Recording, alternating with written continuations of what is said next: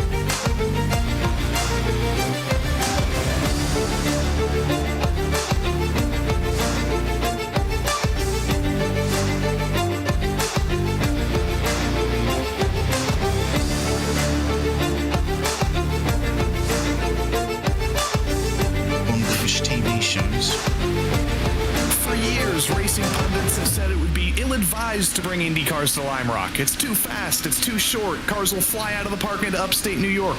But today, through the power of simulated physics, the harebrained idea will become a virtual reality. RaceSpotTV welcomes you to the Nutmeg State for a spicy round 3 of the PRL IndyCar Fix Series. My name is Joey Tebben, about 2 hours south of Lime Rock Park. Joining me in the booth this week is Mr. Reese Gardner, about 29 hours south of Lime Rock Park. And behind the scenes on Sound and Pictures is Mr. Hugo Luis, somewhere in the east. Couldn't even factor that one out. But Reese, it is Lime Rock o'clock. I don't even know how I can say anything about this. It is high speeds, it's the classic layout. It's going to be a night of survival. Yeah, and I'm going to say it right at the top of the show, Joey. I'd probably count this as an oval round, because this track only has one left-hand turn, the rest are right-handers, and the speeds are high. Slipstream's going to be a factor, but they're going to be carrying a ton of speed through these very quick corners. The left side tires are going to get a heck of a workout tonight. could already see the smoke. You could already see the carnage. It's already all going down in practice. We are 2 rounds now into the PRL Indycar Fixed Series in its debut season. Started on a road course at Spa, went to our first oval of the season at Kansas last week. 2 different winners in those first 2 races, unsurprisingly. And last week, Jordan Kurnow won his first ever race in the PRL to take the championship lead. But Lime Rock, as Reese said, sort of a middle ground between the road course and the oval. It's essentially half and half all season long. 4 ovals left, 4 road courses left. Gotta be good at both. That's the storyline of the whole season.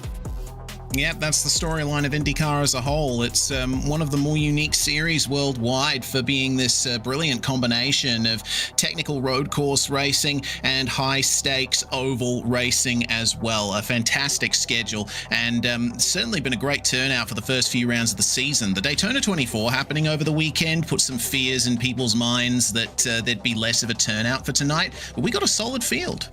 Yes, same amount of cars as we had last week at Kansas, a couple more flowing in as practice continues. But as I mentioned, Jordan Kurnow, last week's winner, is your championship leader. Dave Menino, the winner of the opening round at Spa, only 3 points behind, did have a solid recovery day at Kansas. Jake Vasconcelos finished second at Spa, had a top 10 at Kansas. That evens out to an even 97 points as well. Indycar Scarlett had her best race to date in the PRL in 4th, and Brett Thurman, one of those drivers who will unfortunately be missing tonight, will take this as his drop week. Miller, Cowgill, Kalen, Walter, and Kranifus all just balancing the road courses and the ovals, balancing out their fortunes, maximizing points. Consistency is going to be what keeps you in the top 10 in this championship at the end of the season. And having lots of cars on your team is what's going to help you win the team's championship. The SRT orange and green teams, both of them are full squads. They have 3 cars each.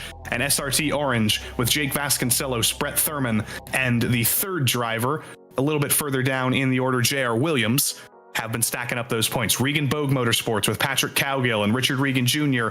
need to start catching up a little bit. If they have both cars in the field, that'll be much easier. Team Hype as well, with some potential race-winning drivers on that squad, will be in championship conversation as well. Can't say much else about this. It's a season-long battle.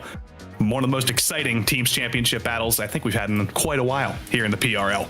But none of those championship battles would be possible without Logitech. Logitech G wheels and pedals are equipped with true force feedback to help you feel the road and own the race. Use code PRECISION5 at checkout on logitechg.com for 5% off your purchase. Owned and operated by passionate sim racers, Advanced Sim Racing designs and builds the sturdiest and most durable aluminum profile racing simulation cockpits available in the market today. All PRL members also get a 5% discount on ASR products using the Precision5 coupon code. Racebox offers mid and high-end button boxes for sim racing enthusiasts, from the casual gamer up to the most meticulous sim racing driver. Competitively priced and carefully handcrafted, their button boxes are an enjoyable addition to any sim racing setup. Visit RaceSpotTV and also get a 5% discount, also using the Precision5 coupon code. The Butt-Kicker products add incredible immersion and realism to every game. Feel every nuance and truly put yourself in the driver's seat with The Butt-Kicker. Moradness is a performance lifestyle brand motivated by motorsport and founded by professional race car driver Daniel Morad. For more information, visit moradness.com. Mr. Hedge iRacing Photography. Capture your finest, proudest, or simply worst moments from your hobby in up to 8K resolution. A great addition to any sim room. And last but not least, get ready to learn to be fast with Advanced Motorsports. Follow them on their socials to become a better driver. And now we find out who the best driver at throwing an IndyCar around Lime Rock Park is. Qualifying is underway. Just under half of the session to go, 10 minutes left. And it's an open qualifying session, Reese. Just over a mile of road course. And there's about 30 cars out on track. How are you going to find clean track? Yeah, that is the question, right? Lime Rock Park is only 2.41 kilometers long for those of you who live in metric land. That's maybe 1.5 miles or so. It's crazy how rapid this track is, and the speed that these Indy cars carry. You have to run a high downforce setup around here to get the best out of this track. Of course, this is a fixed series, so everyone's running the same settings, but they'll be doing everything they can to maximize the downforce through these turns turns regardless. You do have this long Sam Posey straight between the last and first corners, but tipping it into Big Bend here on board with Joshua Chinsky, you really get a sense for how high the cornering speeds are. And if someone pops out in front of you when you're committed to a corner, or if you go over the uphill like that, from Ken Miller's perspective, man, it's dangerous. Poor old Richard Swindell's learning about the elevation change at Lime Rock. A little bit of symmetry from last week to this week. We went from Kansas to Lime Rock. Both tracks are 1.5 miles long, despite being an oval and a road course. Ken Miller crosses the line. No improvement for him, understandably, lifting off a little bit for the spinning Richard Swindell's. Jake Vasconcelos second in the championship right now, looking for his first win in Indycar. He's pretty fast in practice. Will he be fast on this lap? 38.7. It's pretty good, but does it does take him to the top of the timesheets, rather. P1 for Jake Vasconcelos with 7.5 minutes to go. Yeah, that's just under 0.2 ahead. Is about, 0.145 is the gap, actually. Seems like a very small gap, but around a circuit as short as Lime Rock, that's pretty much a country mile. You know, you can, that's basically the difference between acceleration out of a single corner, or it could just be incremental improvements in every corner over the lap. Not that there's that many to talk about. Jordan Kurnow, the winner of only his second PRL race last week at Kansas, gets a little bit wide coming up the hill. You can get a little bit wide out there. There's a little bit of asphalt to use, but that was essentially in the wall for Jordan. He's still finding the limits. Yeah, indeed. We're going to see Stephen Varady make his way through this section now, and the car does go pretty light over the crest there. In cars that produce less downforce, they end up going airborne over that crest as well. But Indy cars, they have these big honking wings on the front and back. They can select, or they can stick to the ground a little bit better. We also saw Varady going into the pits there at the end of that lap. If the drivers have to come into the pits over the course of this race, man, it's going to be really tough, because that pit exit comes up out of nowhere and it's a lot slower than you expect. Mitch Green, one of the Rust Racing drivers, turns in a little bit too early there, corrects it, probably going to lose a couple of tenths there, but the Pennsylvanian driver, sort of a home race for him, only a couple hours away in Connecticut. He'll bring it down pit road and think about putting another set of tires on that thing. Dave Menino, still out there though. He saw his pole potential speed taken away by Jake Vasconcelos, but he's still out there. He's on a fresh set of tires. Let's see it from his perspective. Indeed, Menino winning the first round of the season back at Spa a couple of weeks ago, and he's certainly got pace in these Indy cars, but he's abandoned this lap, and once again demonstrating that pit entry. You're hard on the brakes basically as soon as you exit the final corner. So if you're in a pack, man, pit stop time is going to be immense. Meanwhile, Lucas Santos here trying to improve on 15th place as we have a new potential pole sitter. Daniel Cranifus has put in a 38.68. Man, these are basically oval spec times that we're seeing.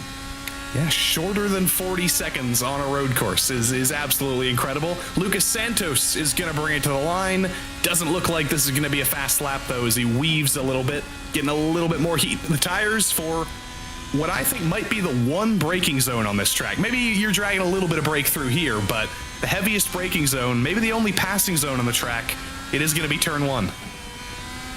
Yeah, indeed. You won't have to worry about the brakes overheating around here. Plenty of speed being taken through every single corner. Here's Joshua Chinsky trying to improve on 5th place. Looks like it's going to be a 39 for him, and it will not be an improvement. He's ran about 0.8 of a second faster than that on his quickest lap, and he has a bit of traffic ahead of him, so I doubt this is going to be an improvement for him either. Chinsky, coming off a little bit of heartbreak at Kansas last week, was running up front, was very much in conversation with the win, but an early crash ended all of his hopes. But he's coming back with some confidence and even more speed in this IndyCar. But again, over turn 6 in the West Bend, just turning it a little bit too late there, actually. Has to lift out of it to not get into the grass, and just kills his momentum coming down the front stretch. 39.4, not going to be good enough for pole for him. 39.0 for Jordan Kurnow. It's going to be not an improvement for him, basically identical to his fastest lap time. Yeah, and talking about West Bend, it's one of those corners where the curb is a bit rougher than you expect. There's a few cases around this circuit where you have sawtooth curbs, like right there on the left-hand side, but coming into West Bend here, the curb is actually quite raised, and so you don't want to hit it in this car, but you need to turn in at such a point that you carry that momentum through, and sometimes that dictates that you use the curb a little. So the drivers are running an absolute knife edge through that section of the track.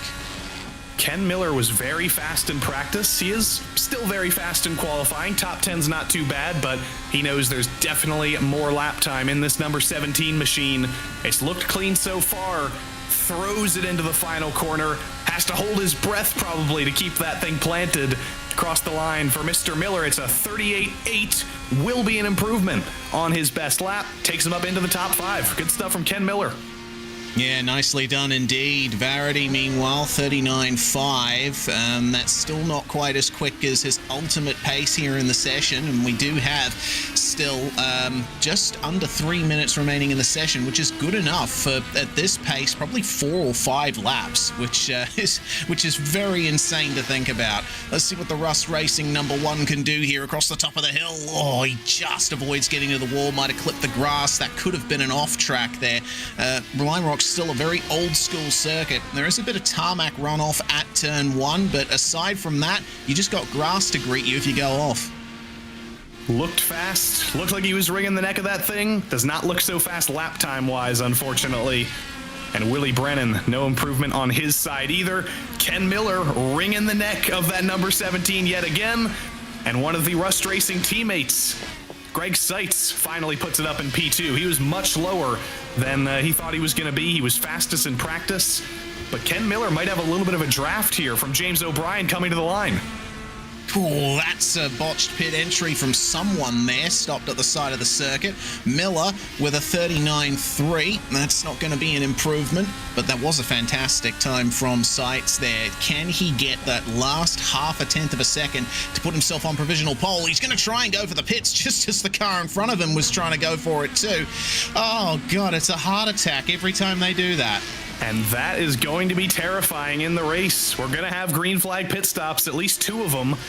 You're going to have to figure out one of the most difficult pit entries, one of the most high-speed pit entries at any road course in the world. We've seen it go wrong so many times. There's that famous clip of Joseph Newgarden in a Skip Barber car riding the wall. There's a tire bundle right there on pit entry. I hope you're getting a couple chances to practice that. Yeah, for sure. You're going to have to practice pit entry here. If you haven't, then you're definitely doing something wrong. Steve Baker abandoning a run there, and we'll switch to Menino here, who's trying his best to hold on to this position in the top 5. 38.7 was his last lap. It's actually his best lap of the session so far, and it's basically the same time that Vasconcelos set in 3rd, which is very interesting indeed. 38.9 this time around for him. Again, it's those tiny little variances that dictate your lap time, and it can cost you so much here. It's absolutely insane. There is 1 second separating 1st from 19th, from Daniel Kranifus to Guillaume Pauvin. It's absolutely nothing in a 38-second lap time. Christian McCrelly not going to be in conversation for pole on this lap, but he will get 1 more shot to see if he can improve on a P10. Mark McDonald, it's going to be a race to the line. Will he make it in time for 1 more lap? Oh. He will. And Mitchell Ian Green, it's been a Rust Racing festival at the top of the timesheets. He jumps both of his teammates to go to pole.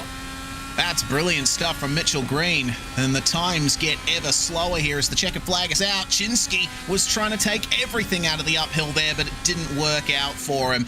So all it takes now is for those last few times to come across the timing screen. Mitchell Green here, I think, might be done with this run, or is he going to commit to the end of this lap? He's going to commit. Is this going to be a further improvement from our new provisional pole sitter at the end of the session? Yes, it will be. 38.6.11 at the end of the session. I think he was benefited there by everyone else pulling out of their laps there. He practically had the track to himself. Ken Miller, I believe, will get the last chance to steal pole away from Mitch Green. Not going to be good enough to do so, though. He'll stay P6. all things considered, I think he'll be pretty happy with that with his practice speed. But a Rust Racing 1, 2, 3, Mitch Green, Daniel Cranifus, and Greg Seitz, some open wheel specialists. We knew they were going to be good on the road courses in these cars, and they've shown that perfectly. Yeah, they certainly have. Love Lime Rock Park in basically any car, but you know these cars generally don't race at circuits like this. You know, the amount of speed that these guys take through the turns, it's absolutely crazy. But I'm looking forward to what should be a very exciting race. Warm-up is on, and we will review Mitchell Ian Green's pole lap here as he comes across the line, Joey. It's all about the entry into turn 1. This is where the lap is set up. I think he got on the brakes at the 1 marker. That's how late that's how late you can wait to get on the brakes.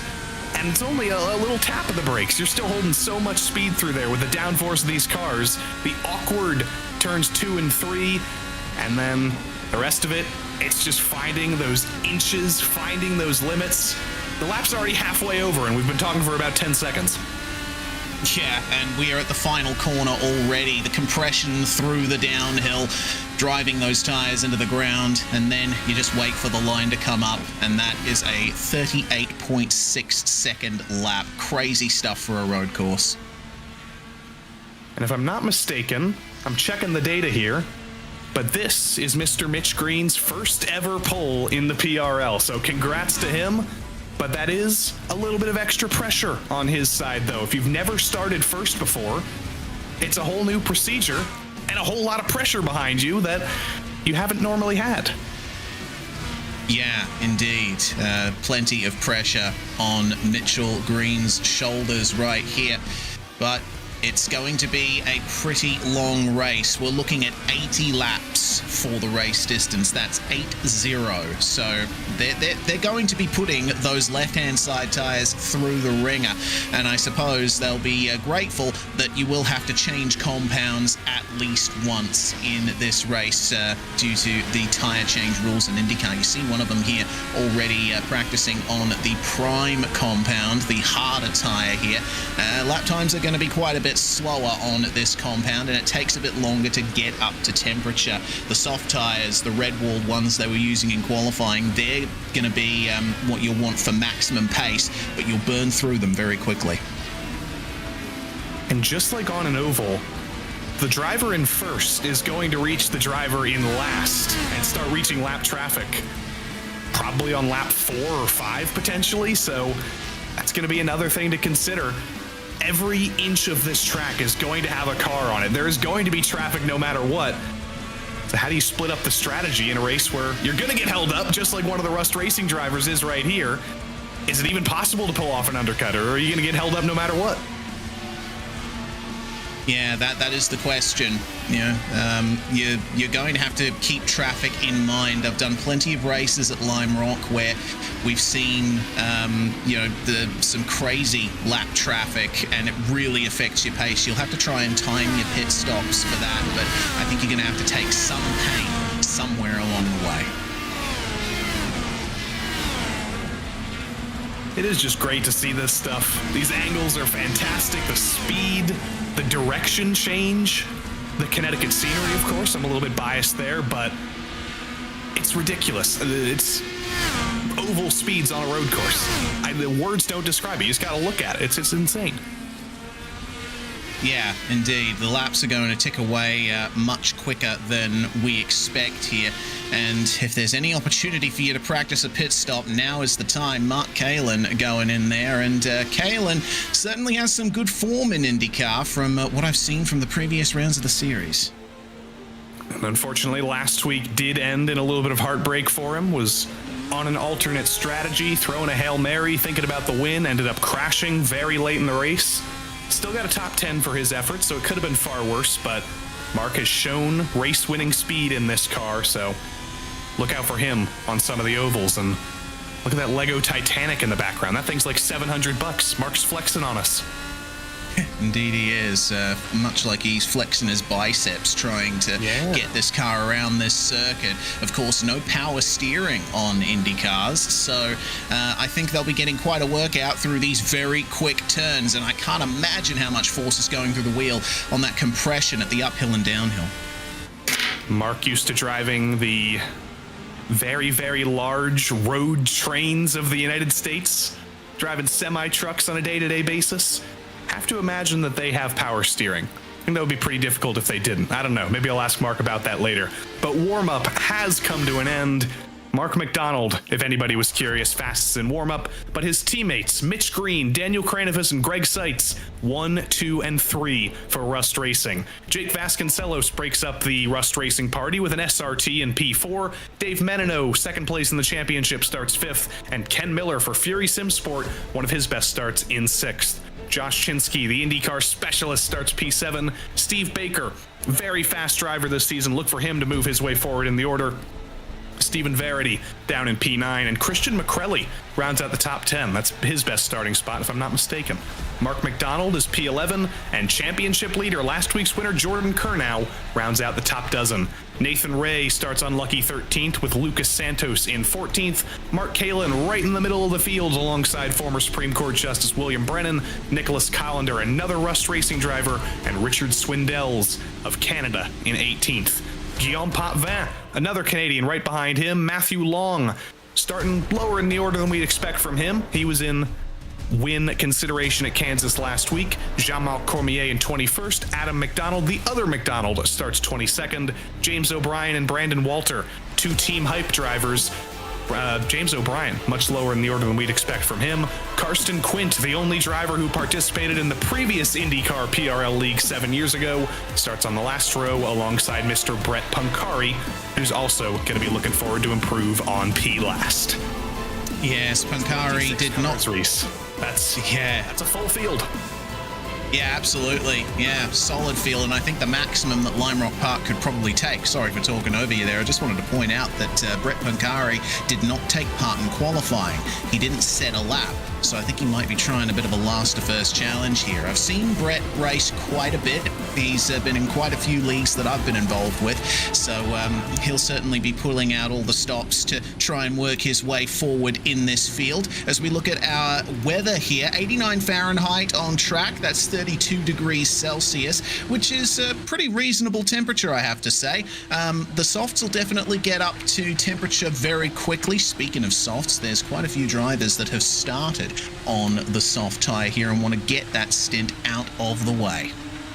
Lucas Santos, looks like he's got some textbooks behind him. Hopefully he's been studying up on the secrets of Lime Rock. It's a much nicer day here in virtual May in Connecticut.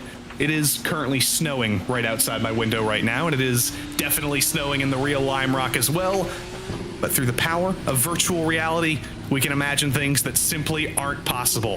The fastest road course in America, I think by average speed, a harebrained idea, a track where it's going to be exceptionally difficult to keep all four tires on the road and keep all the body panels on an IndyCar, but it's a Rust Racing 1-2-3, and it's a first-time pole sitter. For the first time ever in the PRL, Mitch Green is going to get the Mitch Green flag and lead us to the start at Lime Rock. Green flag does indeed fly. He's got two teammates around him in formation, so not the most pressure he could have felt. They do slot in formation. Daniel Cranevus in second, Greg Seitz in third, but up in turn one. I think Mark Kalin's involved, Brett Pancari around the outside, Christian McCrelly was in the middle of that. Chaos strikes already at Lime Rock.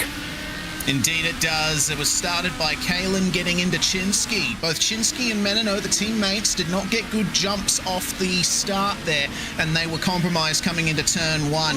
I think oh, God, okay. All right, this is getting worse. Hold your brakes, hold your brakes. Goodness me. The high speeds here already bringing things down. Mark Kalin, again with a further issue. Massive crashes happening here on the first lap. I think Nicholas Collender was that driver who collected Ken Miller later on in the spin. Lap one in the books, and I believe we've already lost 6 cars from the running. Top 10, though, totally clean. 1, 2, 3, and 4, exactly the same as they were at the start of this race. So we ride on board with Jake Vasconcelos.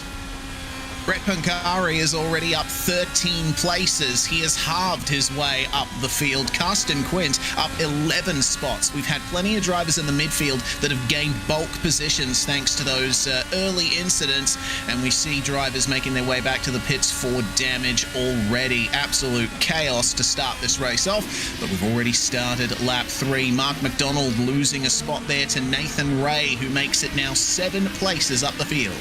Unlucky 13th, not so unlucky. He avoided all the carnage around him. It's going for some big points for Precision Racing. Solpec Precision Racing, him and Steve Baker have both had solid runs at the start of this race. But Christian McCrelly on pit road. You saw Joshua Chinsky pitting. Adam McDonald, Ken Miller, championship leader Jordan Kurnow. Big hit for him. He's on pit lane. Mark Kalin, Nicholas Collender, and Richard Swindells. That is the full issue of the used car lot. We expected calamity. I don't know if we expected it that early, and I'm sure when we see the replay of lap 1, there's going to be Brett Pancari going through the grass and avoiding all of it, and about 7 other drivers who weren't quite so lucky. Yeah, indeed.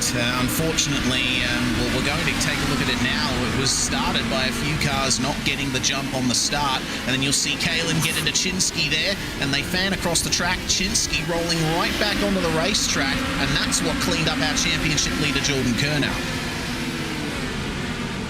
Poor old Christian McCrelly on the outside had nowhere to go there. Kurnow almost made it through, but he just got stuck in a car sandwich. And poor old Richard Swindells, nowhere to go for him as well. But again, it's a Solpec Precision Racing car making the move on Mark McDonald. This time it's Steve Baker taking advantage of turn 1. Yeah, indeed. There's Baker now up into 7th place. Mark McDonald, very familiar with Indycars. He races them in a variety of different leagues. Going to get a replay here of what happened to the number 17 of Ken Miller, and it looks like it was just the rears lighting up over the crest, and shame for the cars coming through there. Miller was completely out of control. Poor old Nicholas Collender was the driver who got involved there. I think we all expected that to happen at some point in the race, probably on lap 1 with cold tires and a shift of weight. Unfortunately, it was Ken Miller and Nicholas Collender that took the brunt of it. And there it is. Oh. He's trying his best to avoid it, but it's like an oval crash. You can pick to go one side or the other, but half of the time you're going to be wrong.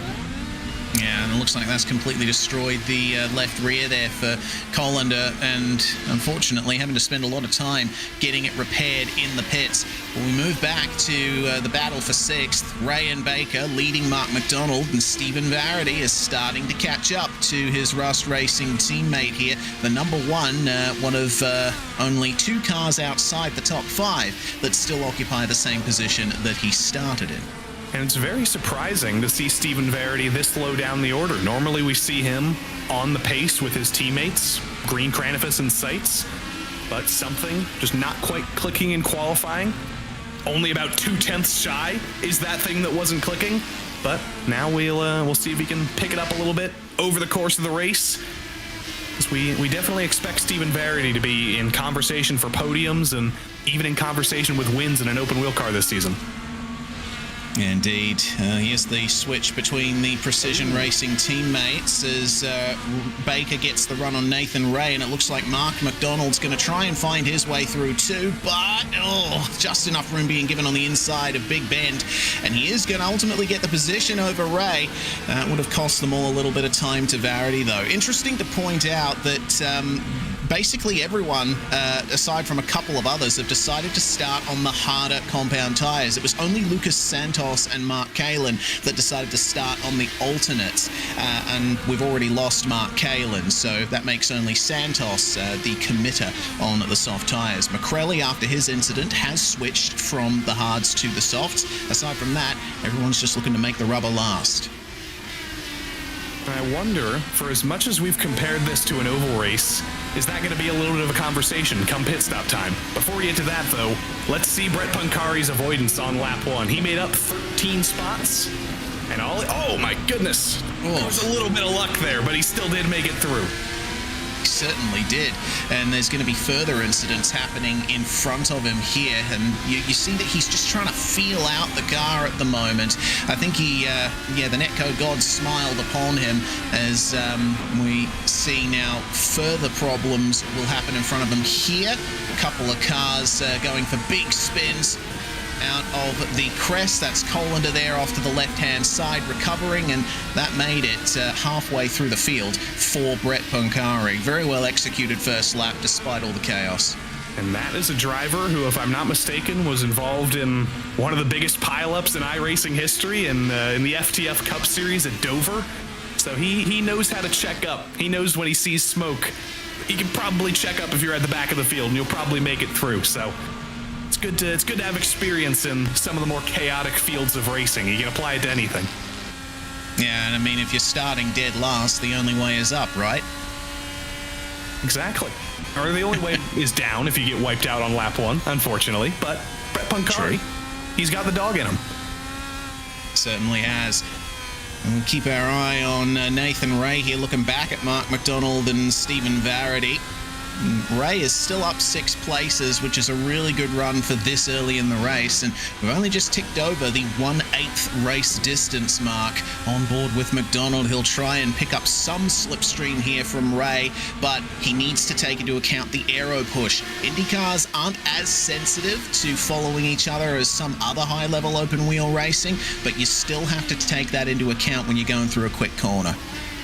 I wonder, on that topic, is there any advantage, as there is on an oval, to running in second around here, potentially? Is there the possibility of fuel saving in the draft and minimizing a pit stop without taking the lead and getting into clean air? Or does it even out too much with the dirty air and the fast corners? What do we think? Yeah, I don't know. I'm on the side of potentially it evens out, but we'll wait and see as the race continues on. I think the advantage on an oval is you're spending a lot of time going straight, and it's a lot easier to lift and coast and save fuel. But here at Lime Rock, you're carrying so much speed through the corners, you're putting so much through the tires. You have to keep the pace up if you want to even stay in second. That's a little bit of a change back there. It looks like Seitz, Vasconcelos, and Menino working their way through there. Vasconcelos falling back to 4th place as Greg Seitz, it seems, is trying to negotiate a lapped car here. Yeah, Green and Kranifus both got by Brandon Walter fairly straightforwardly into turn 1, and Seitz and Vasconcelos, I'm sure, are very unhappy that they just spent an entire lap being held up behind him, and now they're going to run side by side into turn 1. Vasconcelos is later on the brakes. He's got to make it the long way around, though, and that is much more difficult to do. Greg Seitz hangs on from the inside, and they're both clear of Brandon Walter. They've lost about 2 seconds to the lead 2, though. And that's a fair chunk of a lap, isn't it? Lap times running under 40 seconds up at the front of the field on ultimate pace. Mitchell Green running 39.8 at the front of the field at the moment, and they've completely lost touch with the top 2 of Green and Kranifus right now. But now comes the time to try and build something up here. The lap is so short that you basically have to try and set up and move a lap early. Was not close enough to attempt to move there. Green and Kranifus, though, they're as close as they've ever been. There was about a second gap at the start of the race. Green was able to pull a little bit of a margin, but it slowly but surely started to come down. Kranifus was a little teensy bit slower that last lap, just by virtue of, I think, getting through the lap traffic. But Kranifus has the fastest lap of the race, so it's all evening out at the head of this field. You have to imagine the 3 Rust Racing teammates, or the 6 Rust Racing teammates, they've probably been doing some practice together, and they're all almost dead equal on pace. Yeah, Rust Racing really takes their IndyCar seriously. You can almost always find them at the top or near the top of an IndyCar league, from my experience anyway. So, there's no surprises for me seeing them up the front here at Lime Rock.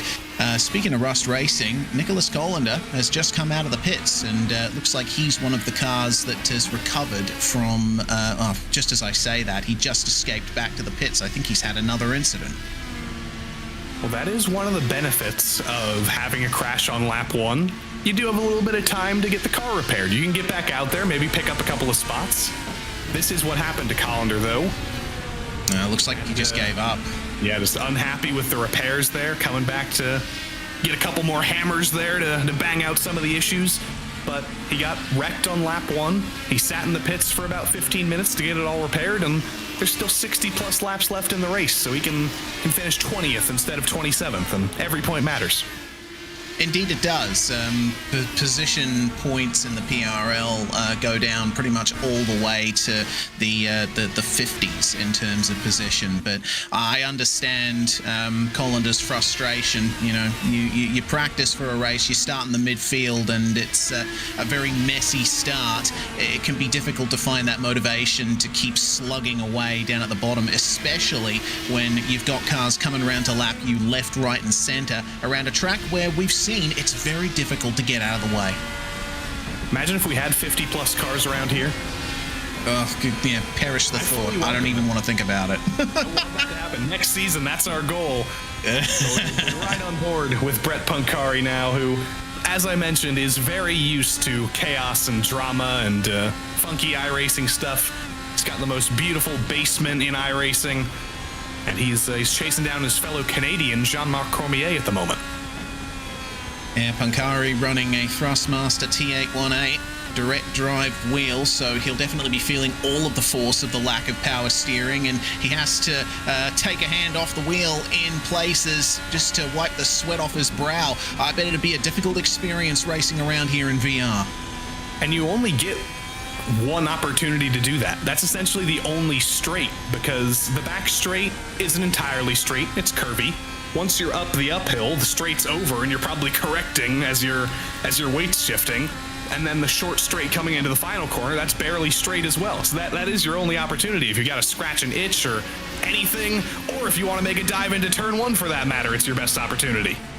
Yeah, it's Jake Vasconcelos there taking to the grass there. He actually managed to get past Greg Seitz, and there was some lap traffic involved in that. James O'Brien holding them up through the last turn, and that allowed Vasconcelos to get through. Seitz was very troubled on his way through that first sector, and now he's under pressure from Menino for 4th. Trying to take advantage of the momentum. Seitz is getting a little bit wiggly. Those rear tires are warm. Through the final corner, another wiggle from Seitz. It's a good run from Menino on the push to pass. You can see the green border on the wheel lighting up. Menino peeks a nose to the inside. It's a little bit too far back. Braking zone's not long enough to make that move. But Seitz out of the rhythm for a couple of corners. You can see how quickly it stacks up. You make one mistake in a lap, and driver behind's going to be ready to pounce. Yeah, indeed. You've got to be on your toes at all times around Lime Rock Park. It doesn't matter the pace of the car. Racing here tends to have the same nature no matter what the class. And here's an opportunity for Menino to gain a bit of slipstream, but there's a little dirty air through the final corner there that pushes him a tiny bit wide, and so he'll have to wait for another opportunity to get past Greg Seitz. Got a message in chat requesting Brett Pancari to add googly eyes to his VR headset, and to that user, I tell you, watch the PRL on Tuesdays and Thursday nights as well. A driver named Caleb Lehman, that's going to be your favorite driver. He's the googly eye master. He pioneered it. Yeah, indeed. That's the great thing about PRL. If you're a spectator, you have racing all week practically. Basically every night of the week, aside from weekends, Fridays and Saturdays, there's racing here all the time, and in a variety of different series as well, all broadcast right here on RaceSpotTV. Looks like the battle for the lead is starting to come down. Daniel Cranifus has built up the pace and starting to catch up to Mitchell Green here. Now, the question is, these two are teammates, and they do want to try and stay out of each other's way, but if one of them clearly has more pace, if one of them's been burning through their tires a little more than the other, how do you navigate that? They do have a great advantage over the rest of the field right now, so they can afford to do a swap if need be, but they want to cost themselves as little time as they can. The real question is going to be, when is the first pit stop? Because if the first stop is going to come maybe around lap 30, they probably won't feel too bad about getting held up, because it's going to be a pit stop race anyway when they're separated by 0.4 of a second. But if that first pit stop isn't going to come until lap 40 or so, and Cranifus is getting truly held up, I wonder, I'm sure they're both communicating on Discord or something. I wonder if there might be a little bit of a conversation there. Yeah, there definitely might be. Oh, yeah, certainly. Dirty air pushing Crenifus wide out of West Bend. That's not ideal. And the gap will extend out to about 0.7 of a second coming on to start lap 24. This race is absolutely flying by. And we still haven't even gotten to the first pit stop yet. Brandon Walter mowing the grass in the background there as Matthew Long looks to make a move on Lucas Santos in an unorthodox place. It's an unorthodox place for a reason. Didn't work out. He's going to try and make it work through the final corner now. That's even more difficult, and there's front wing to rear wheel contact. Santos is off the road. Long does finally get by, and you can see the reason for Santos being so slow there. He is on lap 25 of a red tire stint. Those things are truly worn out now.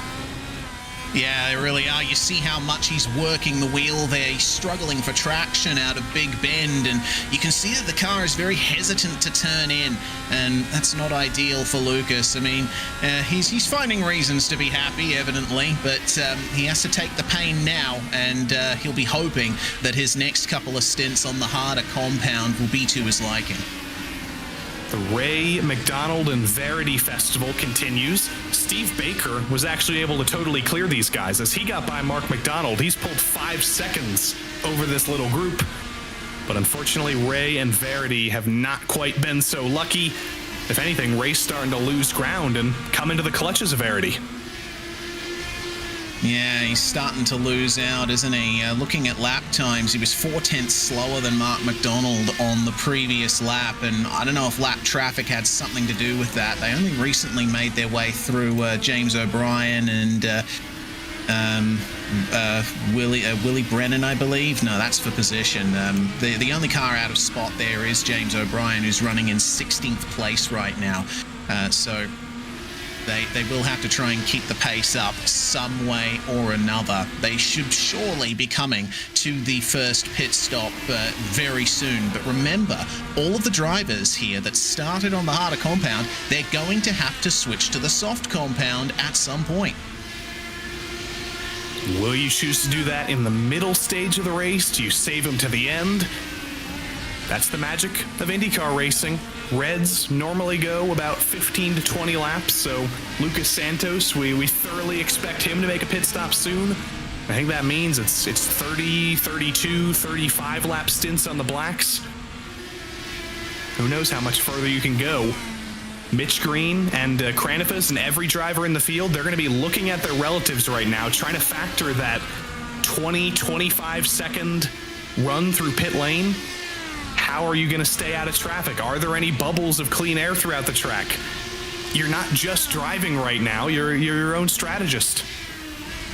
Indeed you are. It looks like Nathan Ray's gotten some pace back, it seems. He almost had a look at Mark McDonald into turn 1. I think he might have just spent a couple of laps cooling those tyres down. Like you mentioned, they are reaching the end of their usable life, and if you started on the softs like Luke Santos, man, you are you're completely gone at the moment. I think Santos is just suffering for the time being to get himself a better position towards the end, but yeah, you're definitely seeing that the tyres are really important around here. As through the final corner they come again and the slipstream is on. I think a bit of push to pass as well for Nathan Ray. He's going to look up the inside and Mark McDonald practically gives him the position. Probably a wise decision here from McDonald.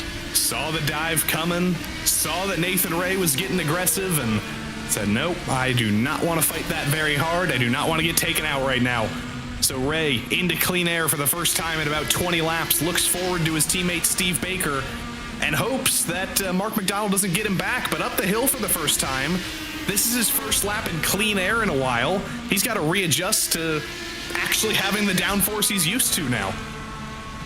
Yeah, you can push a little harder. The question is, how far do you push before you go over the limit? If you've been spending all that time running behind another car, you've gotten used to tackling the circuit in a certain way, and you don't know how much more of a benefit you're going to get in clean air until you're right there. Well, regardless, He does have that advantage now. He can try and find his way through. Varady a little bit wide through the right-hander, but you can see that he's starting to gear up the pace as well. Think potentially McDonald, being the one in clear air all this time, was the one who was pushing the hardest. Oh, Verity's pushing God! in the rear of the car into the air, running over that little rut there. Was in the conversation to get by his teammate Mark McDonald, but the floor of his car and probably his spine disagree with those possibilities now. William Brennan, good move from him there. We saw the end of it, getting around Guillaume Potvin. He's up into the top 10 now. Yeah, good stuff from Willie Brennan. He ended up getting that done at the final corner, and it looks like Potvin actually had a mistake of his own. He pushed a bit too hard through West Bend, and there was contact between them through the final corner. So the both of them might be having some slight damage on board their cars now. On my end, Willie Brennan's actually missing the left side of his front wing, so it's unclear how much damage he actually has right now.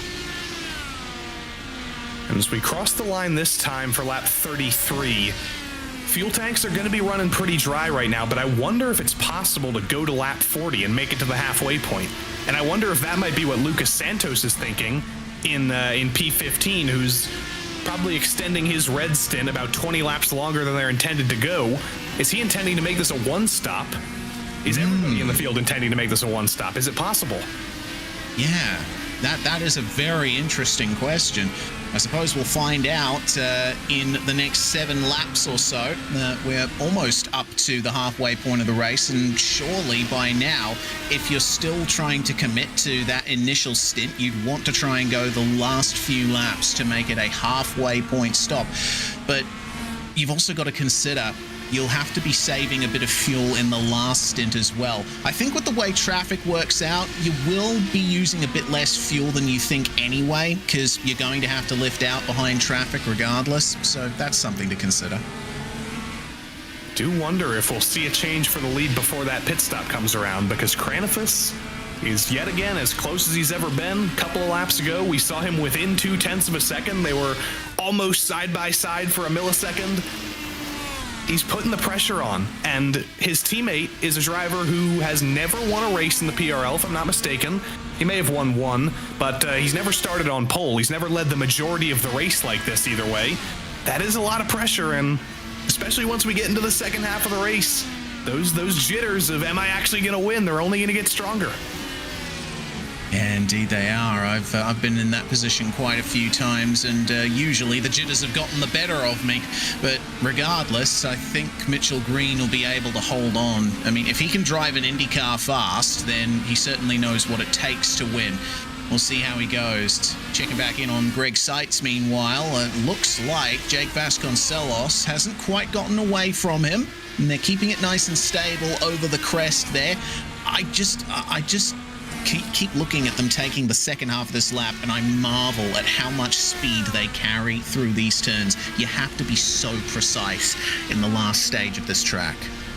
Mitch Green does have one win, by the way. Got to give him full credit back in the Formula 3 days. So he has done this before, but it was only one time. He absolutely wants win number 2.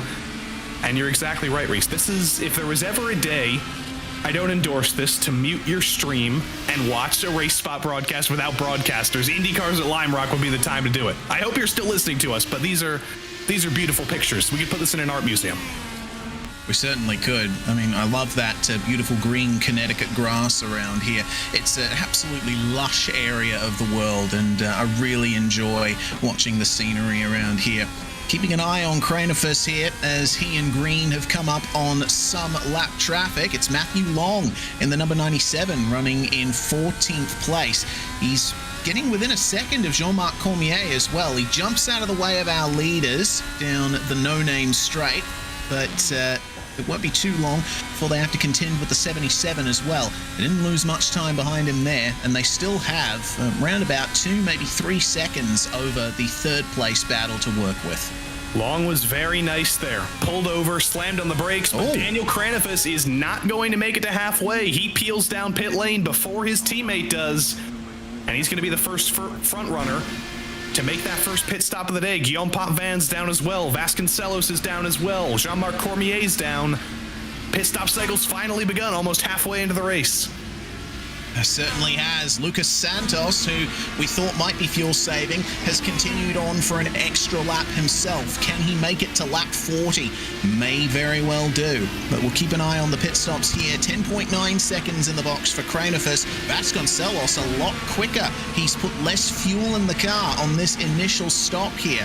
So Vasconcelos will gain a little bit of time here on Kranefus and maybe put himself in the battle for the lead. And Green's going around again. He's going to make it to the halfway point. He's going to have to put the reds on either way. And will those reds last for 40 laps? Greg Seitz is down. Menino's down. Baker's down. Essentially everybody but our race leader is making their stops right about now. You see Seitz up on the jacks there. Will he put the reds on? Or is he going to go for a short black stint? We'll wait and see. But your race leader, Mitch Green, how far can he stretch this? Can he go one further potentially? Will there be a hard right? Yes, there will. You can already see. Committing now on the brakes. His teammate, Daniel Kranefus, 27 seconds behind. Now we wait for the blend. Indeed we do. Out of the no-name straight they come, and already to the actual box. All the way at the end of pit lane goes Mitchell Green. And here we go. Vasconcelos is right on the back of Kranefus. Mark McDonald moves to the lead of the race. He's going to go over 40 laps here in the first stint of the race. Out of the final corner, our other two come just in time for Mitchell Green to emerge back onto the track ahead. Full head of steam into turn one, getting around the lap car. Oh, no! They both go off! Successfully making around Matthew Long, though. A little bit of target fixation with the lap car coming out of the pits, and Kranefus and Vasconcelos both throw it off the road. Greg Seitz is up into second. Dave Menino's not quite able to take advantage on his teammate, but wow, target fixation at its finest, straight out of the pits. And that is a massive free kick for Mitchell Green. Like, he thought he would be under threat. Of course, there's no tire warmers in Indycar, so you got to make sure those tires get up to temperature. So he would have been worried that with that lap or so's advantage, Vasconcelos and Kranefus would have caught him. But like you said, that target fixation kicking in, that's just given him the gap that he needs so that he could maintain it to the end now. Mark McDonald, the fuel-saving king, is still out there somehow. But the real question is, how many drivers put on the reds there? Because everybody except Lucas Santos started on the black tires, started on the primary tires. Mark McDonald is not pitted. Mitch Green has put on another set of the primaries, as has Seitz, Kranefus, Vasconcelos, and Menino. None of them can go to the end of the race. Every one of them is going to have to make another pit stop. Steve Baker's good to go. Nobody else is. Yeah, indeed. This is a very interesting sequence of events here. Menino, meanwhile, has made his way past Vasconcelos there and could be effective third by the end if everything works out for him there. It's been a steady climb for a lot of drivers here. Going to be seeing if Mark McDonald finally goes for the lane here. He won't. He's continuing on further. How has he made the fuel tank last this long? I am not sure. It's not even like he's driving especially slow. His fastest lap's a 39.7. That's pretty much on pace with where he qualified. He is running a little bit slower now. He's running 40.2, so he's lost about half a second, but this has been a remarkable run for Mark McDonald, and he's got a 12-second gap over Mitch Green right now. I'd say when he pits, he'll probably end up somewhere in the top 5. If he puts on the reds, he might come out ahead of Steve Baker, and he might have a legitimate shot at winning this thing unless he gets his nose chopped off, which he does, and he takes his chance to minimize his losses. And now on lap 44, starting lap 45, Mark McDonald is finally going to make potentially his only stop of the race. All right, let's see how long the pit stop actually is as he passes by the stricken Mark Kalin there, one of many victims of the first couple of laps. And the field is now cleansed. Everyone has come through for at least one pit stop, and it looks like McDonald's going to come out in the back half of the top 10 here. He's going to be keeping an eye out for Nathan Ray potentially. Coming out in 7th spot, there's Ray just behind him. Yeah, McDonald is on the reds, about 6 seconds behind Steve Baker. Those are the two cars that do not have to pit again. They can go to the end of the race as long as they make those tires last. We saw, though, how slow Lucas Santos was on very worn reds. The reds are only meant to go 15 to 20 laps. Green Sights, Cranifus, Menino, and Vasconcelos are all going to have to pit again, but they'll have fresher tires at the end of the race. It's going to be a chase. Oh, it absolutely is. Love me a chase. And on the subject of Santos, he managed to make those tires last 38 laps, and he actually fell off the lead lap. So if he was indeed fuel saving, I mean, we did see that Mark McDonald was able to make it 44 laps to a stint, and I'm sure that Lucas Santos would be able to do the same thing. It's going to be hard, though, from all the way back in 15th place now for Lucas, if he can actually find his way further up the field from here. This is a crazy race, and we're still not sure exactly how it's all going to work out. This is enthralling. I'm very excited to see how this works out. I think Willie Brennan has got himself into a little bit of trouble. You cannot see him on the front stretch anymore, but he had a little bit of an oopsie, ended up in the grass on the outside of the final corner. He's back going now, but a potential top 10 run has become an end of the top 15 run for him. McDonald, though, on those fresh reds, is going to be the fastest car in the field by far. Can he get by Nathan Ray quickly, though, and dispatch of him and maybe start to chase down Steve Baker? Yeah, Ray was already out on some heated up prime tires. McDonald, of course, on the softer compound, and it takes less time for them to heat up, but he was still on cold tires for the first couple of laps, so Nathan Ray ended up getting past him there. But now the slipstream is on. McDonald will definitely be using some of his push to pass as well to try and stay in touch here. But then you got to think about the dirty air as well. Look at how close McDonald is to Ray. Is the advantage of the red wall tires negated by the amount of dirty air? We heard from Adam Blocker in the chat that dirty air is actually a pretty big deal, and I'd trust Adam Blocker on anything relating to IndyCar, to be honest. I would indeed. That guy knows a thing or two. He's got a couple of data points in the old head there. But nobody's, that's the interesting thing about this field. Nobody in this field is what we would call an IndyCar regular. There's a couple of drivers who do have experience in this car, who've occasionally competed in it. But when you see the IndyCar community on iRacing and you see the PRL community on iRacing, this is very much a PRL field. And it's been very interesting to see how all of these drivers kind of learn how to compete in this car in a league setting for the first time. Yeah, I always enjoy that, and it's why I'm always so hyped when PRL decides to try something new. Back when they tried the Super Formula League some time back, it was awesome seeing the variance of drivers that signed up and watching them all get to grips with a car that was slightly unfamiliar to them. That's what I love to see, is drivers sort of out of their wheelhouse, so to speak. Dave Menino almost out of the track there, coming up through the uphill. But he's pushing. His fellow D, Daniel Cranifus, ahead of him. Both of these guys were in conversation for the win, Cranifus especially, but throwing it off the road in turn one a couple of laps ago has lost him 5 seconds to the race leader, and he nearly did it again as one of the heavily damaged cars, and actually this is Brandon Walter, coming out of the pits there directly ahead of him. Cranifus avoids him, makes it through. Dave Menino is going to be getting held up, though. Indeed, Brandon Walter tried for 8 laps on the soft tyres, but he's decided to switch back to the primes for the rest of the race, it seems, and I'd expect Walter to not have to make another pit stop here, but he is falling further and further off the lead laps, so keep an eye out for him to potentially make another appearance later on. Checking back in with Nathan Ray and Mark McDonald, they have now caught up to Jean-Marc Cormier, and I would expect to pass here pretty soon. But how long will Jean-Marc want to hold on to this? Not very long. He pulls over and lets them go. And I'm seeing in the distance Stephen Varady. He's just in the background there. He's almost catching up to Nathan Ray and Mark McDonald here. Ran 0.2 faster than the both of them on the last lap.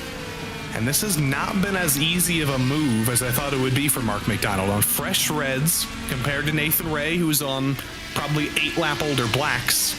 McDonald is definitely faster, but it's a track where it's exceptionally difficult to pass. He hasn't been able to get the run, he hasn't been able to get the momentum going, and he is just stuck behind Nathan Ray, trying to save those tires. There's a big cloud of smoke, and he falls to target fixation. That might give McDonald the run he needs. Yeah, it was Brandon Walter making a mistake through the final corner, and it was actually a mistake at the second last corner. He had a massive smash, and a couple of drivers had to take big avoiding action for him. To say nothing of Ray, McDonald, and Varady. Well, this might be the chance that Mark McDonald needs. He is closer to Ray than he has been in the previous laps. Let's see if he can pull out a move from here.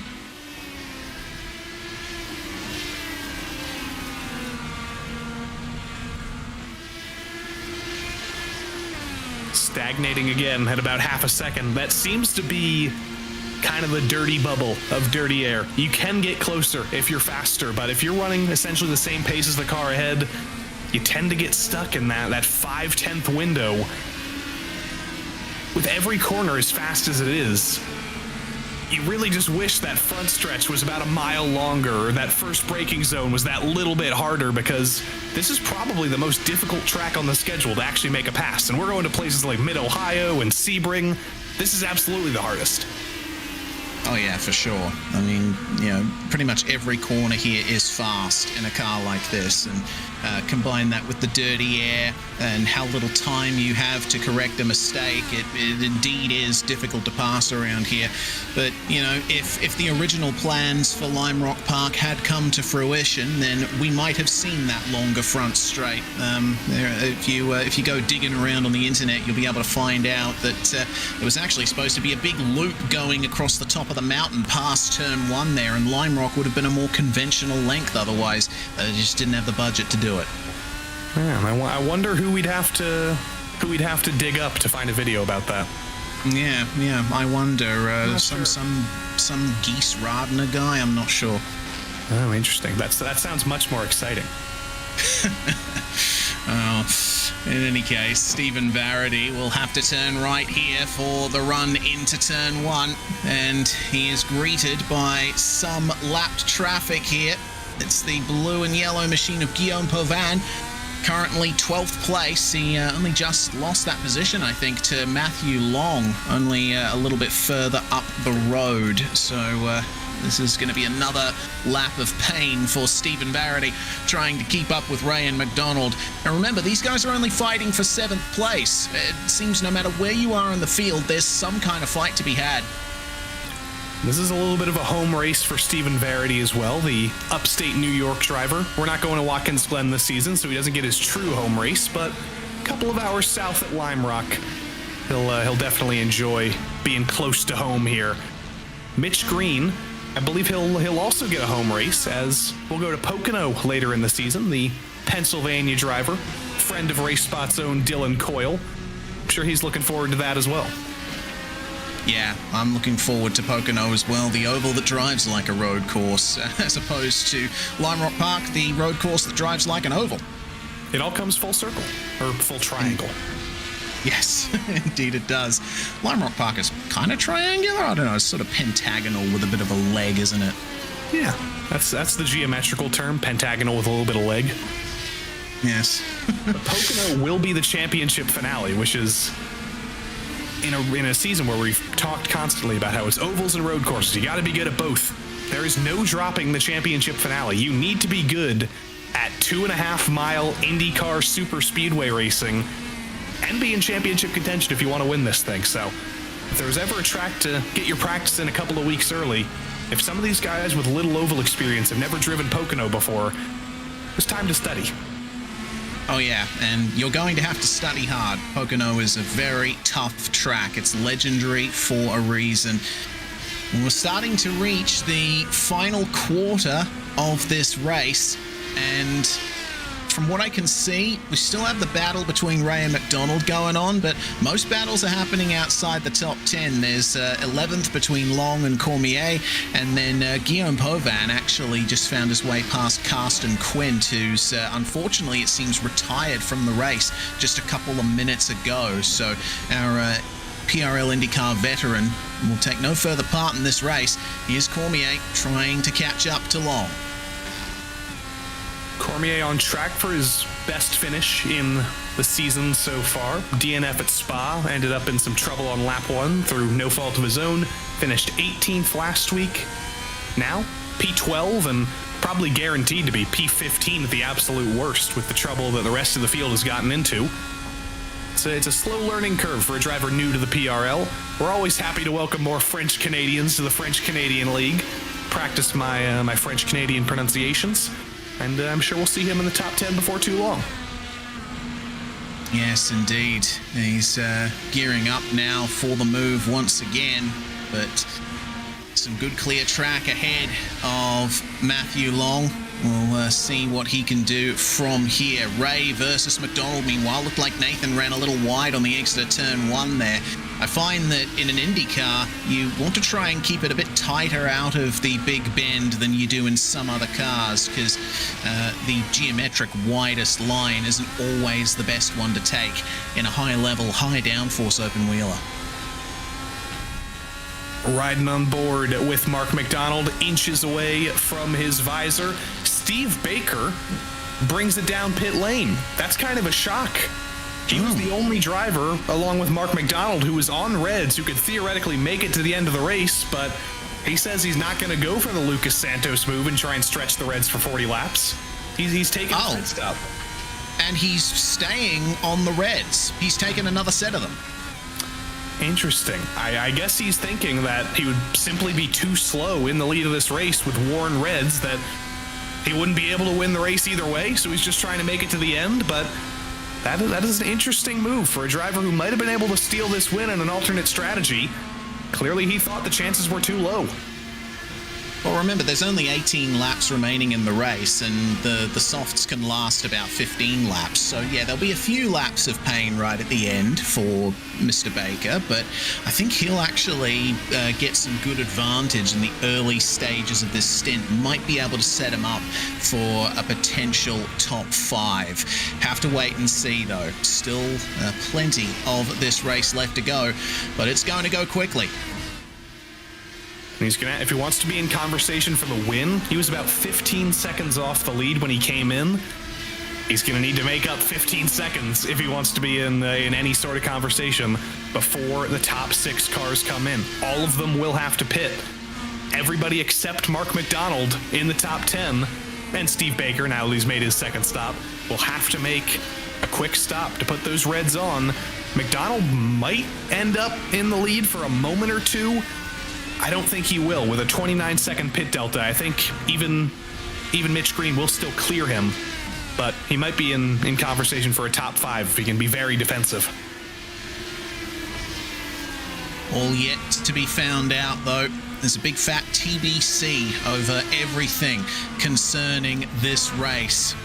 Coming up to 16 laps to go for these two, Ray and McDonald, and I'm also seeing the battle for second start to close up too. Greg Seitz and Daniel Cranefus, they've been jetting away as they have been, but a little bit of lap traffic is not working in Greg Seitz's favor. No, it is not. Had to check up there. Fastest corner on the track, really needed that run into turn 1. Walter does eventually pull out of the way, but it's brought Cranefus in draft range, and Dave Menino is going to be the first driver out of the top 5 to bite. He's going to put on the reds for his final stint of the day, hoping to potentially jump both of these guys and hop onto the podium. Yeah, let's see what the pace is like for Menino, and if traffic ends up affecting him. It undoubtedly will, but maybe he'll get lucky. Oh, Jesus, that run up the hill is always one of the best spots to watch racing, in my opinion. You're watching drivers just react to the car going light and spinning up over the grass.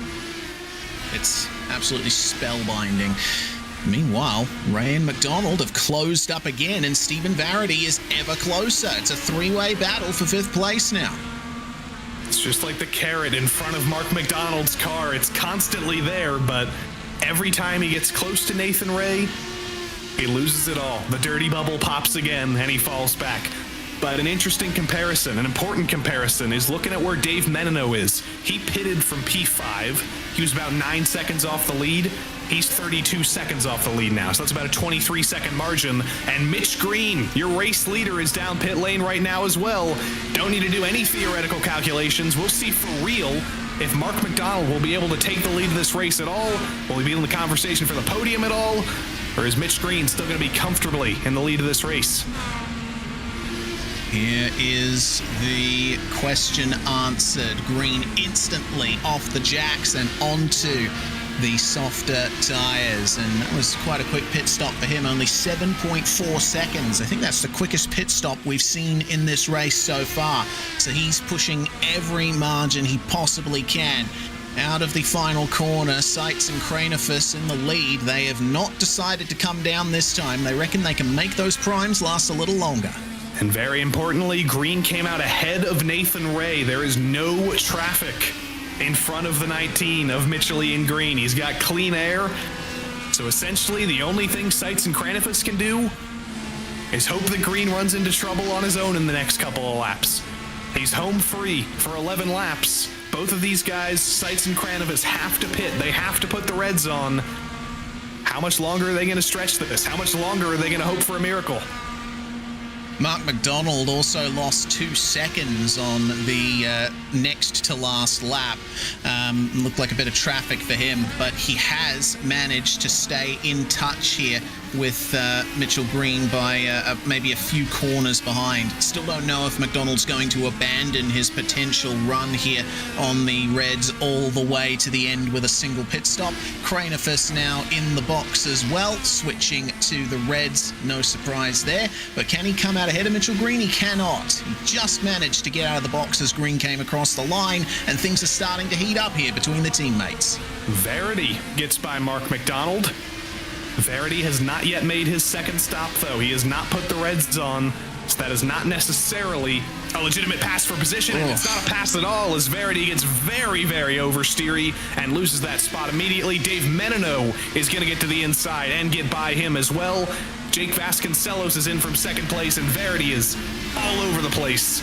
As here's Vasconcelos. Yep, up on the jacks, and further problems for Verity there. He's going to end up losing to James O'Brien and Brett Pancari there, and decides, okay, now it's time for me to come in. He was very wide in the left-hander. He got up over the marbles as well, which wouldn't have helped his grip, and now Verity will have to contend with potentially finishing in the back half of the top 10. We'll have to wait and see on that, but regardless, now Greg Seitz is in the lane 2. One of the last of the drivers here to switch to the red compound. This is going to be a close race out of pit lane. Seitz just going to the box as Stephen Verity completes his stop, and Verity is spun up out of the pits. Seitz coming out. You saw Menino, McDonald, and Vasconcelos battling it out. Verity's going to stay. No! And Seitz does come out in fully clean air with a gap back to Kranefus. He should be home free in second. Just got to warm those tires up, though. Kranefus is going to have a couple of corners of hot tire running. That's a great run out of turn 3. I don't know if Kranefus is going to be able to make this move, but you'll see it on the bottom of your screen if he does. This is what happened to Verity. Just those rear tires, they were fresh, they were warm, and now they're even hotter. But now, the two teammates, they're going to be going at it into turn 1. Kranefus so close, might not even need the push to pass. He's got the draft with full effect into turn 1. Seitz was definitely on the push to pass there, and he'll hold off his teammate for second. Yeah, good stuff from Greg Seitz. Further context to what we saw from Verity there. He spun up at the worst point. He actually missed the actual pit exit line. So he would have gotten a penalty if he'd continued on the racetrack there. You have to exit over that purple line at the exit of pit lane. So I think he just decided to call it a night from there. 7 laps to go. Only about 4 minutes left to go in this race as it's absolutely flown by. Everybody has made their final stop. Mark McDonald on those 25-lap-old tires has cycled out into 6th place. He's going to hope to hold that over Steve Baker. But you do have to wonder, with Baker about 11 seconds off the lead right now, if he did elect to try and stretch those reds, would he be in the lead right now by about 10 seconds? I don't know. I'm no strategist, but I don't know. That might have been possible. Yeah, I think Lime Rock just throws too many wild cards in there for you to really consider it from a strategy perspective. Well, regardless, Baker is where he is now, and he'll be going straight to the end there as Jake Vasconcelos takes the fastest lap of the race. You'll see him right there behind Cranifus and Seitz. 38.7. That is almost qualifying pace that we're seeing from Jake Vasconcelos. And he's going to be hoping that the two Rust Racing cars ahead of him end up side by side for a moment, end up slowing each other down, because that's going to be his only way into this battle. Vasconcelos, though, has clearly saved a lot of this push to pass over the course of the day. You're allotted 120 seconds at the start of the race, if I'm not mistaken.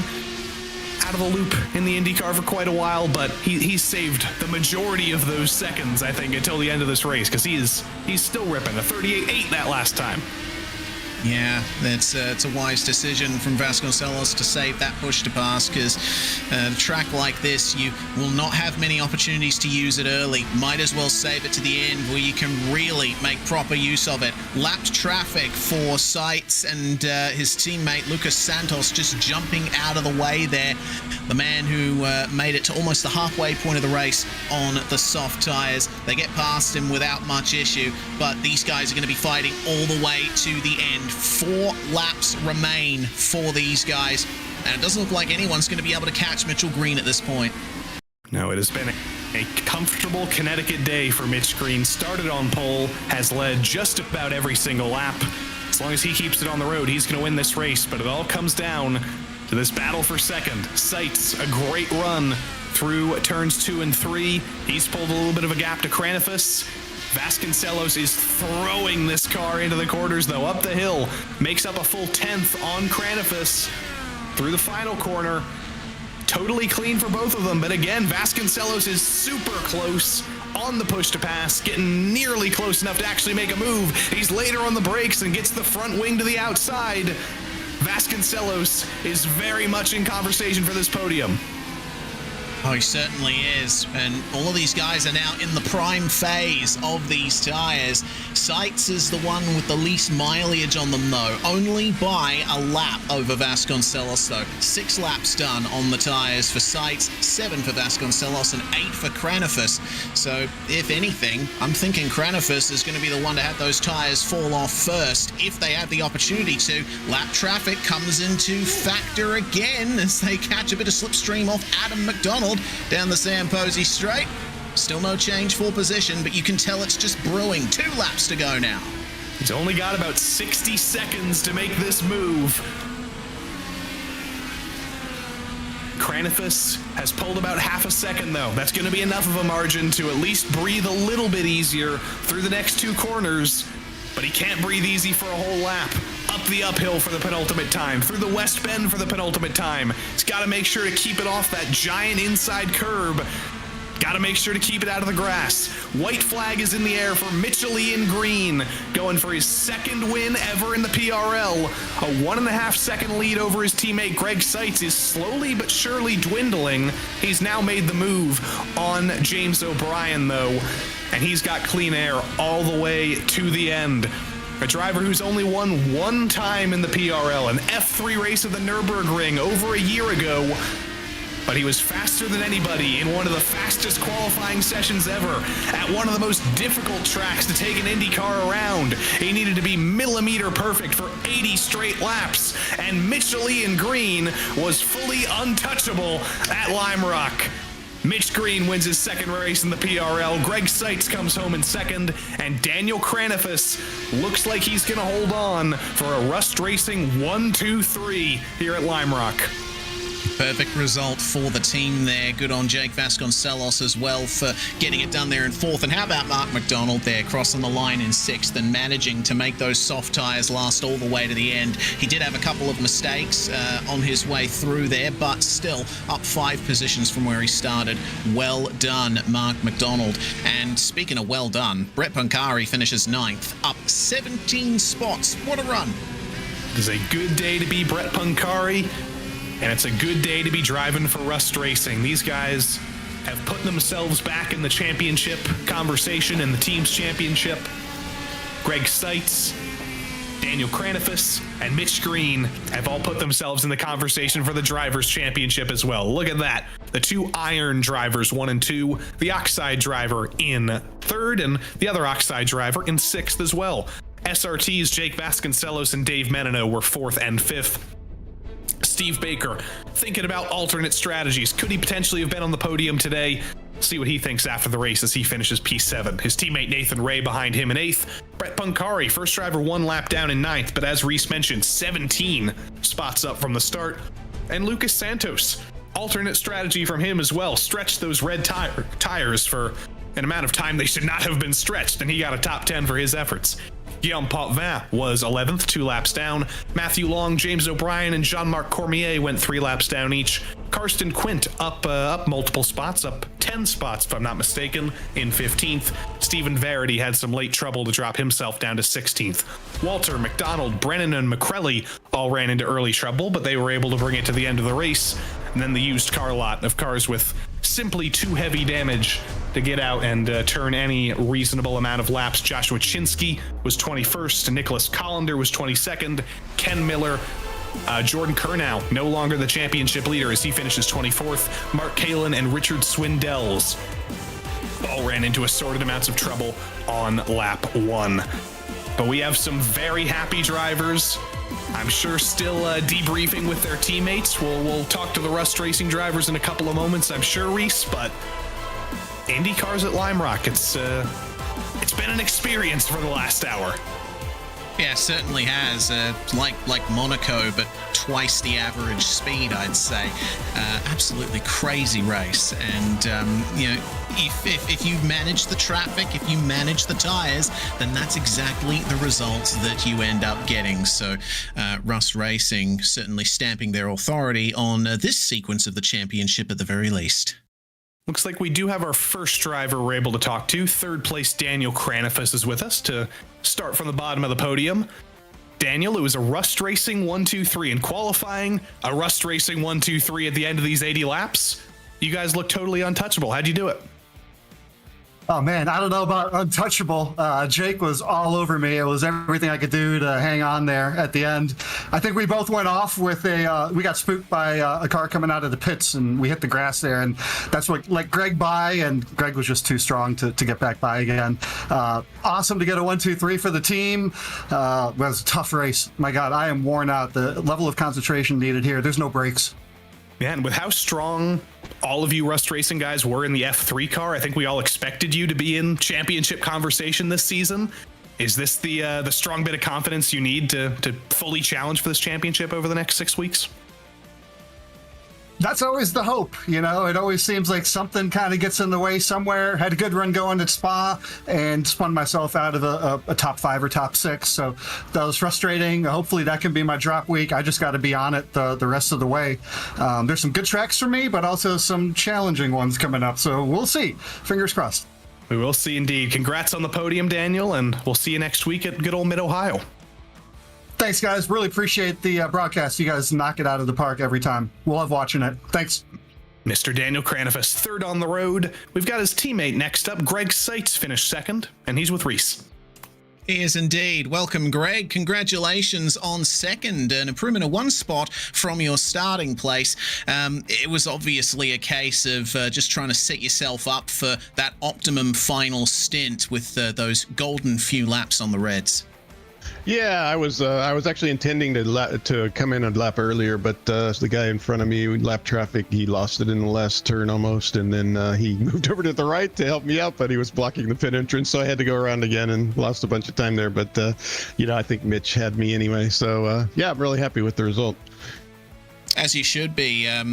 Joey was talking about the 1-2-3 for Rust Racing, and it's a Rust Racing Iron 1-2, so the team's championship is definitely within your sights in this early stage of the season, but we've still got plenty to go, variety of circuits yet to come, and you'll be obviously looking to see which one's your strongest at.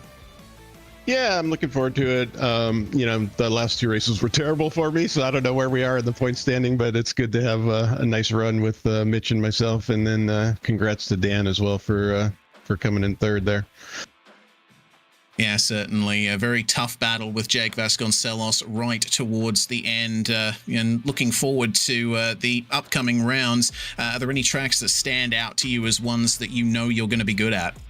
No, I haven't even looked to see what we got on the schedule, to be honest. So we'll see. Taking it race by race. That's right.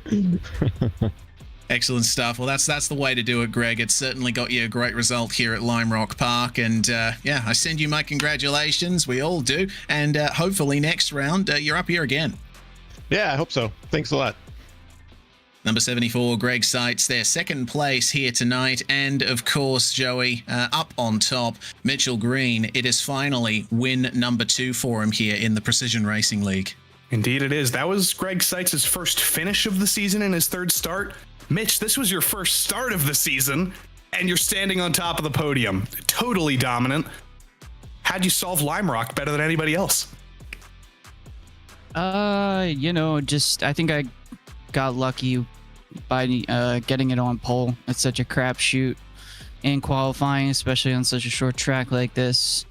So once I was on pole, I just tried to take care of the tires. It's much easier to do when you're not in dirty air. So I think that was the edge that I had over my teammates and the rest of the field. So we are happy to have you after not seeing you in the first 2 rounds of the season. Are we going to see you for the rest of the season? Is there going to be a potential championship challenge? I don't know about a championship challenge, but I do enjoy this car. It's fun to drive. Sunday nights work for me, and PRL always puts on a good show. So.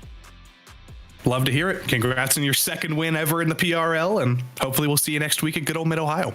Thank you, guys.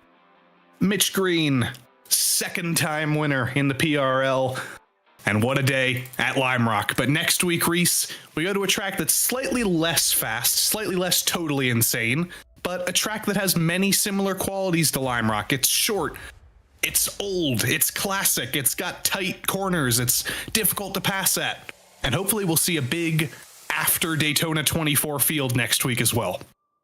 Yeah, I'm hoping the same, Joey. Mid-Ohio, always a highlight on any season on the iRacing service, and it's definitely got that old school vibe, hasn't it? It's been around for a very long time. There's nothing but gravel and grass to greet you if you go off, and the walls are very close at all times. Like you say, it's going to be hard to pass, so strategy is going to be paramount next week once again.